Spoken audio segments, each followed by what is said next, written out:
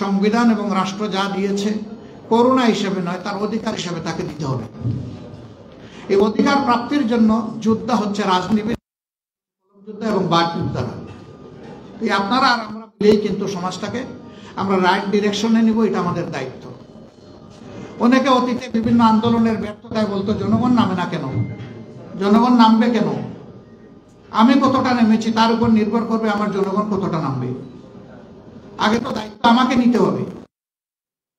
আমি যদি প্রতিরোধ করতে চাই, শুধু ঘরে বসে আমাকে ফর্মুলা দিলে তো হবে না, আমাকে রাস্তায় নামতে হবে, রাস্তায় নামে নেতৃত্ব দিতে হবে। এ বিশ্বে যতগুলো পরিবর্তন হয়েছে ওই ব্যক্তিকে কেন্দ্র করেই পরিবর্তন হয়েছে।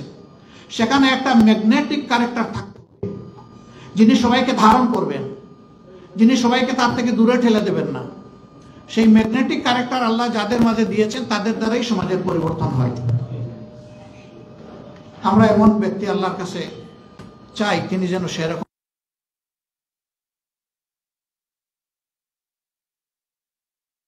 তার অন্তরে শ্রদ্ধার সাথে ধারণ করবেন, এমন মানুষ আমাদের বড় প্রয়োজন। আল্লাহ যেন সেটা দিয়ে আমাদেরকে সাহায্য করেন।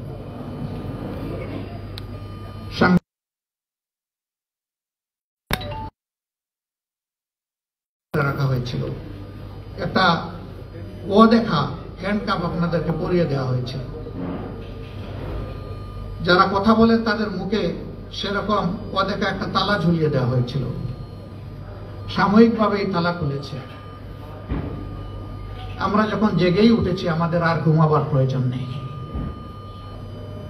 এই জাগ্রত জাতিকে মঞ্জিলে পৌঁছানোর জন্য, প্রপার ডেস্টিনেশনে পৌঁছানোর জন্য এখন আমাদেরকে রাত দিন কাজ করতে হবে সবাইকে।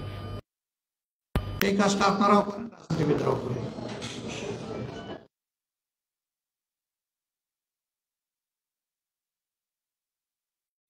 Already emergency, any time anywhere তার ডাক আসবে, তিনি হেসিটেট করতে পারবেন না, তাকে বলতে হবে আমি হাজির।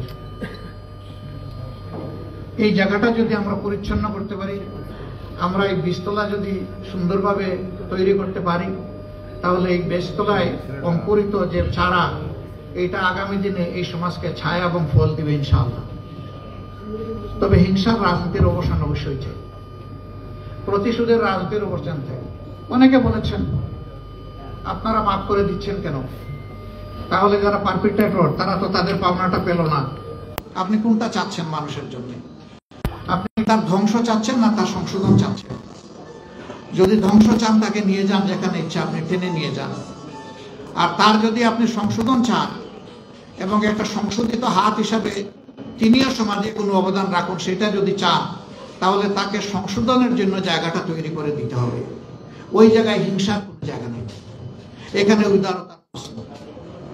তবে আমরা বলেছি হ্যাঁ, কোনো ভিকটিম কিংবা ভিকটিম ফ্যামিলি তারা যদি সুনির্দিষ্ট অপরাধের প্রতিকার চেয়ে আইনের আশ্রয় নেয়, আমরা তাদেরকেও সাহায্য করব, এটা আমাদের দায়িত্ব।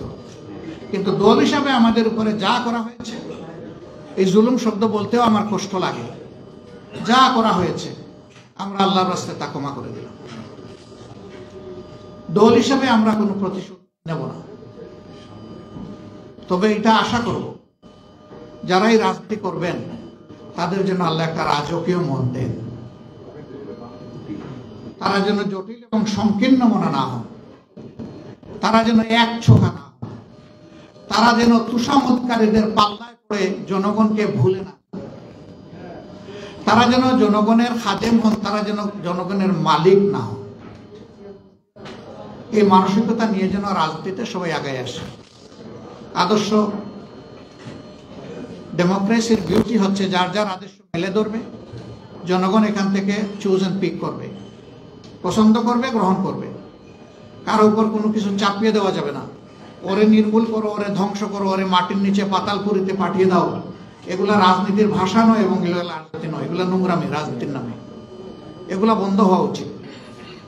তবে যদি সুনির্দিষ্ট বড় কোনো অভিযোগের কারণে কোনো দল, সংস্থা, সংগঠনের কোনো কিছু পাওনা হয়, সেটাও সে পাবে, কিন্তু সেটা আইন হাতে তুলে নয়, এটা আইনি প্রক্রিয়ার মাধ্যমে হতে হবে। আবার আইন সেটা মতলবী আইন হলে চলবে না, এটা অবশ্যই ট্রান্সপারেন্ট এবং ফেয়ার স্ট্যান্ডার্ডের উপর এটা হতে হবে। তাহলে জাস্টিস সেখানে এস্টাবলিশ হবে, ন্যায় বিচার যেখানে থাকে সমাজ সেখানে গর্বিত সমাজ হবে। আমরা ন্যায় বিচার ভিত্তিক একটা গর্বিত সমাজ গড়তে চাই। এক ভাই বলেছেন, সম্ভবত কি বাড়ির নামটা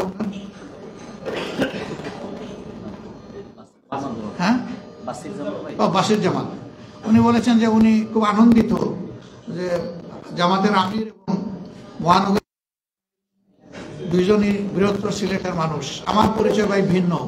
আমাকে লোকেরা জিজ্ঞাসা করে আপনার ঠিকানা কি, আমি বলি সাধারণ পরিবহন সমগ্র বাংলাদেশ।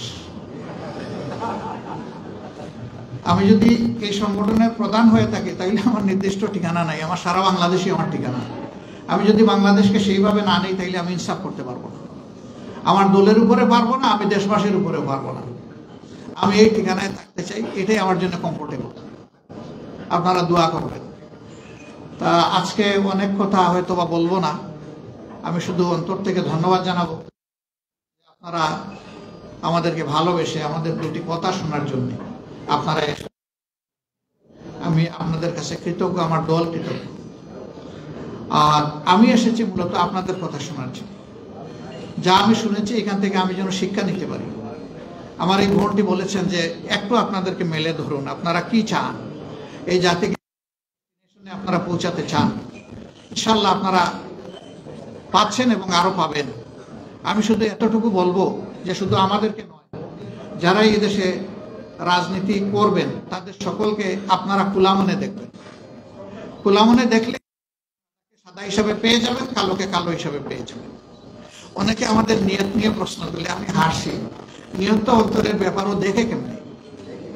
সে তো আমার পারফরমেন্স দেখবে, আমার পারফরমেন্স দেখে আমাকে সে বিচার করবে। আমরা